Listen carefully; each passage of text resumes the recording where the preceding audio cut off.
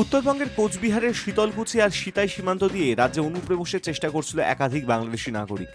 মঙ্গলবার রাতের এই ঘটনায় তৎপর ছিল বিএসএফ। সীমান্তে নজরদারি বাড়িয়ে খুব অল্প সময়ের মধ্যেই অনুপ্রবেশের চেষ্টা ভেস্তে দেয় তারা।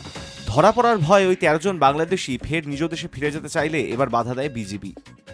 কোনো দিক থেকে অনুমতি না মেলায় এখন নোম্যান্স ল্যান্ডই তাদের একমাত্র ঠিকানা। সূত্র বলছে ওই 13 জনের দলে মহিলা ও শিশুও রয়েছেন। মঙ্গলবার ভারতের তরফে 67 জন বাংলাদেশিকে ফেরত পাঠানো হয়েছিল। তাদের মধ্যে এই 13 জন ছিলেন। কিন্তু যখন তারা আবার সীমান্ত পেরিয়ে বাংলাদেশে ঢুকতে যান তখন বিজেপি তাদের ঢুকতে দেয়নি। ভারতের মাটিতে ঢোকাও নিষেধ, বাংলাদেশেও ঢোকার জায়গা নেই। ফলে তারা এখন কার্যত দেশের বাইরেই আটকে পড়েছেন।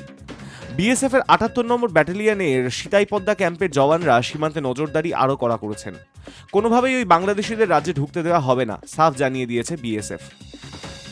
বিজিবির পক্ষ থেকে একই মনোভাব দেখা যাচ্ছে। একটি রিপোর্ট বলছে 2025 সালের 30 এপ্রিল পর্যন্ত বিএসএফ ও বিজিবির মধ্যে পারস্পরিক বোঝাপড়ায় কমপক্ষে 100 জন বাংলাদেশিকে ফেরত পাঠানো হয়েছে।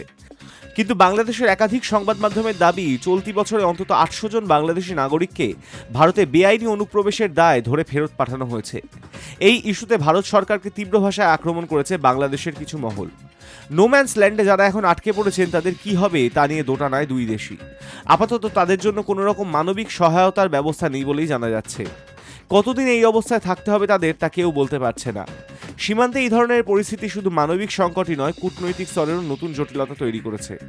দুই দেশই যদি কড়া মনোভাব ধরে রাখে তাহলে এই ধরনের ঘটনা আরও বাড়তে পারে বলেই আশঙ্কা করছেন বিশেষজ্ঞরা। প্রশাসনের তরফে এখনও পর্যন্ত কোনো আনুষ্ঠানিক প্রতিক্রিয়া পাওয়া যায়নি। তবে গোটা ঘটনা ঘিরে সীমান্ত এলাকায় এখন চূড়ান্ত সতর্কতা বজায় রেখেছে বিএসএফ। High news network.